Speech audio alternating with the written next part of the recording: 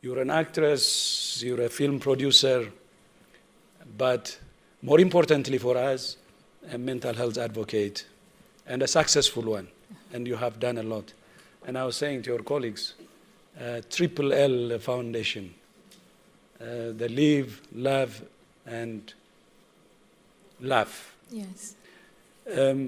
As you know, the very definition of health is a state of complete mental, physical, and social well-being. It's not merely an absence of disease or infirmity. Yeah. But as you also know, mental health is the most neglected. And people with mental health face severe human rights violations, stigma, and discrimination. But not only that, around 80% of them, people with mental health conditions, do not have access to mental health care they need.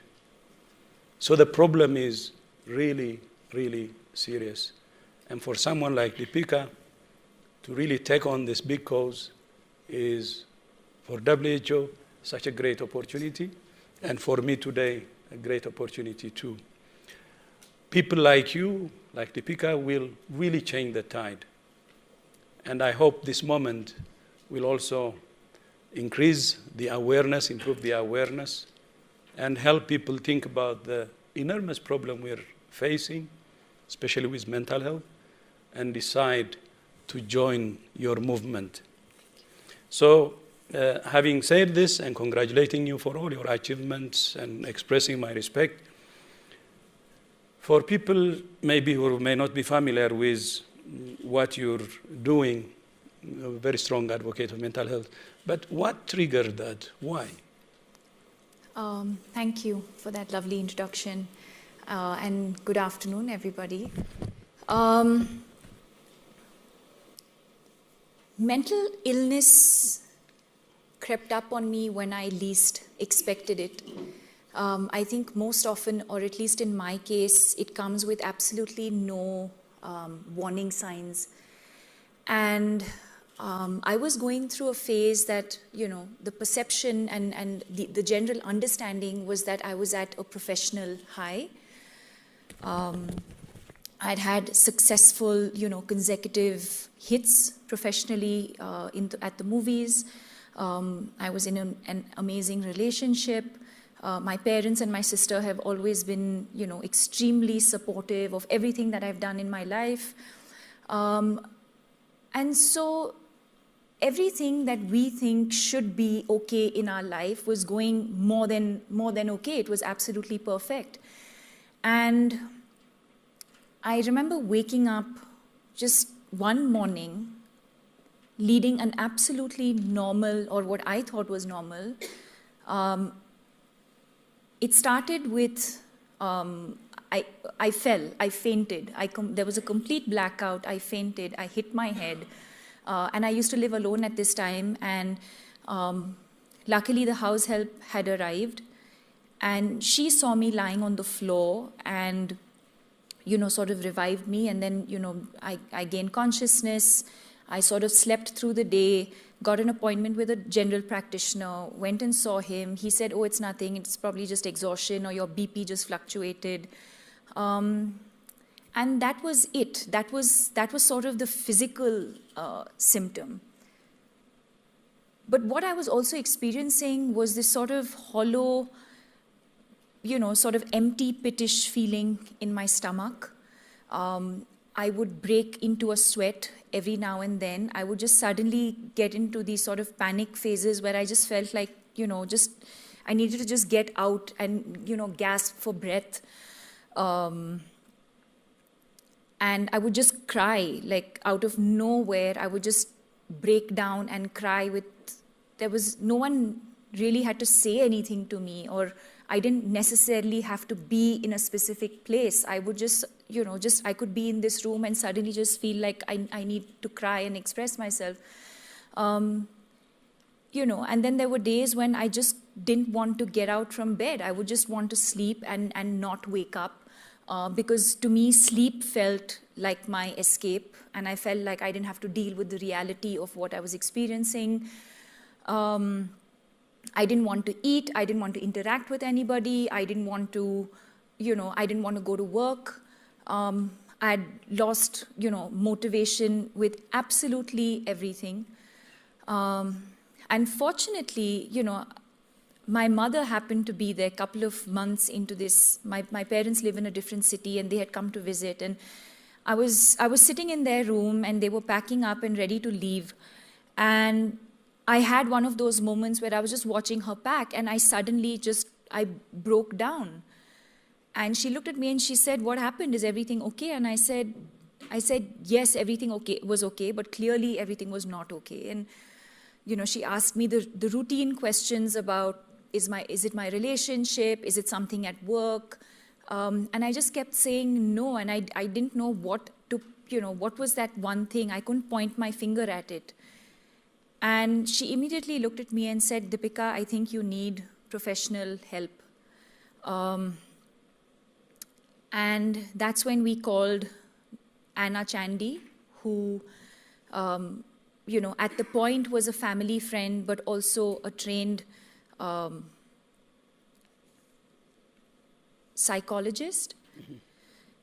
But at that point, we felt like we wanted to share this with somebody who we could trust, someone who was not going to, we were concerned about what the media was going to say, and we didn't want to be seen outside a psychiatric clinic. So everything was hush-hush. I remember calling up Anna. She was in the middle of a personal crisis. She was traveling. And I called her, and literally, she asked me 2 questions, and she said, "I'm flying down to see you right away. You need professional help. You need to see a psychiatrist." And, immediately, I think literally that same evening or the next day, she was on a flight.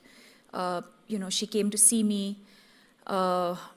We then, together went to another doctor who finally diagnosed it as clinical depression.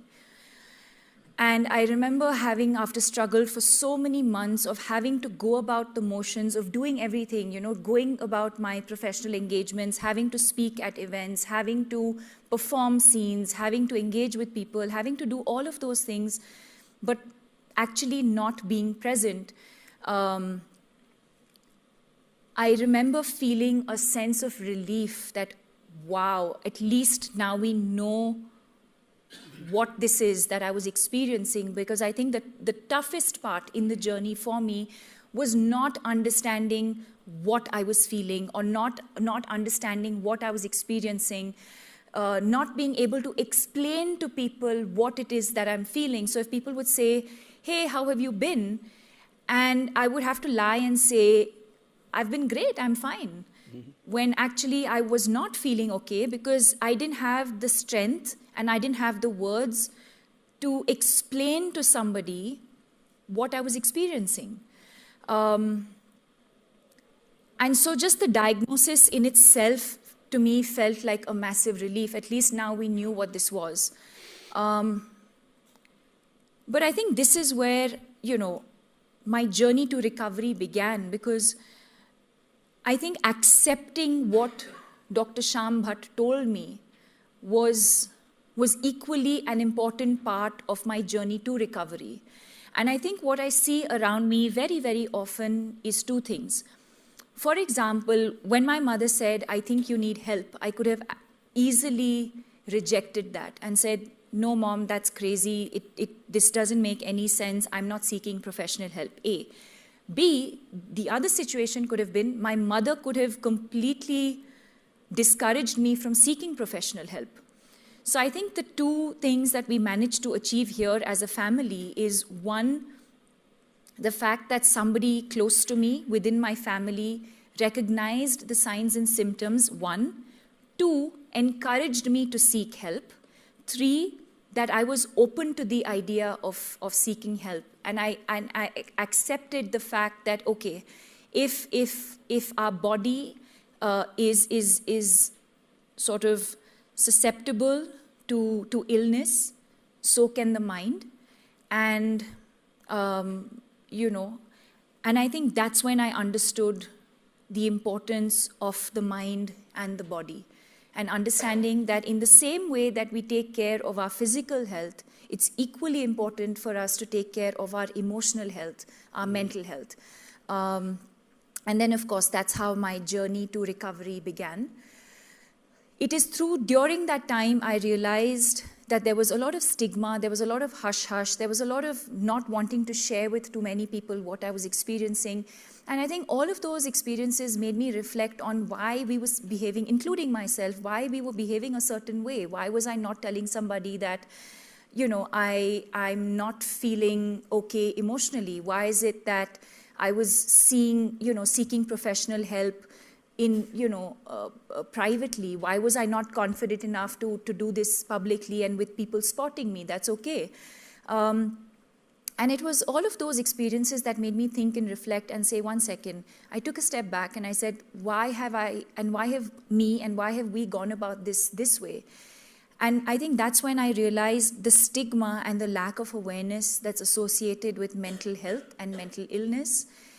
And that's what led me to come out publicly with my experience with anxiety and clinical depression, and subsequently setting up the Live, Love, Laugh Foundation, because through that process, I felt like, through an interview or through the press or through the foundation, if I was able to express the signs and symptoms that I experienced, and if there was even one person in this room who identified with those signs and symptoms and said, you know what, I'm going through the exact same thing, but I've not been able to put a finger on what it is that I'm going through, I wanted to make that journey that I had been through of the unknown, of not understanding what I was going through. I wanted to help somebody who's probably in that same situation, not understanding what they're going through, and probably help them understand their signs and symptoms. And that was sort of the intention of going public with the illness, and then also subsequently setting up the Live, Love, Laugh Foundation. Thank you. That is so moving. And one of the souls actually who saved herself. I think from your story, many young people can learn. We're losing a lot, 800,000 a year. And this is one of the largest killers of young people. Yes. It's serious, and that's why. So what would be your advice to young people? What they should do for themselves and what they should do to help others? I think there's a lot of things that the youth can do. I think that we can do as individuals. I think to begin with, just to become a little more aware as people. So let me give this in two perspectives. One is, say, for someone like me who is experiencing anxiety and depression. I think if I feel certain signs and symptoms, whether it's restlessness, whether it's not being able to sleep, sleeping too much, or lack of sleep, whether it's irregular, your eating patterns, are you eating less or are you eating more? Are you feeling a sense of sadness or low for a prolonged period of time? And I think it's very important to understand the difference between sadness and depression. Sadness is something that we all go through in our lives for various reasons: death, failure in an exam, heartbreak. I think sadness is transient. Depression is not transient. I think depression sort of lasts for a much longer period of time. And I think that's when you realize that, okay, this is where I need to share. This is where I need to express. So for someone who's experiencing that, I think it's important at that very moment to share with somebody that you're close to. It could be a friend, it could be a colleague, it could be a family member, it could be a sibling. But I think the first step really is to share with somebody around you how you're feeling.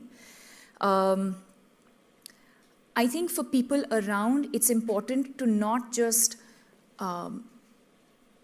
sort of dismiss it as attention seeking. It's important for us to feel empathy towards the person who's telling us something.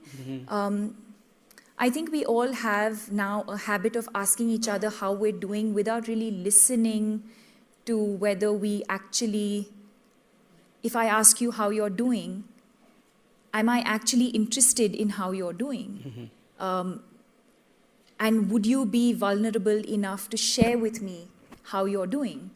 So I think all of those things, I think in the way that we engage with people on a daily basis, sharing with each other, understanding from each other, I think, and then of course seeking help. So it's important for caregivers to encourage those feeling certain signs and symptoms to seek professional help. There is a lot of stigma, especially in our country, especially in India, there is a lot of stigma with regards to seeking professional help. Parents do not want to take their children to counselors or to psychiatric treatment because they're concerned about what other family members will think. They're concerned about what society will think. And I think, I've come across situations where there are people experiencing mental illness who want to seek help, but somewhere the family is not willing to allow them to do that. And sometimes it's the other way around, where the parents want their children to seek professional help and the child is resistant to that. In my personal experience, I think acceptance of medication, I think for me, it was a combination. Again, I'm not someone who can, prescribe and say, yes, you should take medication, but I will say that in my personal experience, it was a combination of taking medication as well as lifestyle changes that have led to where I am today. But it is also a constant taking care of myself. It is an illness that can come back. So I have to take care of myself on a daily basis. The amount I sleep, what I eat, exercise, mindfulness, all of those things are things that I still have to do on a regular basis to ensure that I don't go back into that dark world and dark space again. Thank you. So together we hope to make a difference. Namaste. Namaste. Thank you.